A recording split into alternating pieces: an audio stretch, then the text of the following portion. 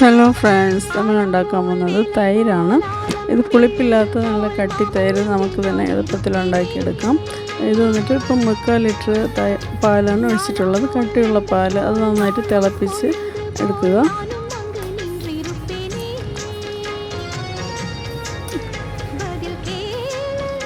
എന്നിട്ട് അത് കുറച്ച് ചൂട് മാറ്റിയിട്ട് ചെറിയ ചെറുതായിട്ടൊന്ന് ആവി വരുന്ന അളവിരിക്കണം. അധികം തണുക്കാൻ പാടില്ല. അങ്ങനെ ചെയ്താൽ പാല് കറക്റ്റായിട്ട് സെറ്റാവില്ല തൈര്. എന്നിട്ട് ഇതിപ്പോൾ 3 സ്പൂൺ അളവ് വരും ചെറിയ സ്പൂണിൽ തൈര്. ഇതും വീട്ടിൽ ചെയ്തിട്ടുള്ള തൈരിൻ്റെ പറയാണ് ഒഴിക്കുന്നത്. വെച്ചിട്ട് കുറച്ച് നന്നായിട്ട് മിക്സ് ചെയ്തിട്ട് ഈ പാല് ചെറിയ ചൂടോടെ തന്നെ ഒഴിച്ച് വയ്ക്കുക. ഇതിപ്പം രാത്രി ഒഴിച്ച് വെച്ചതാണ്. രാവിലെ നോക്കുമ്പോൾ നല്ല കട്ട തൈര്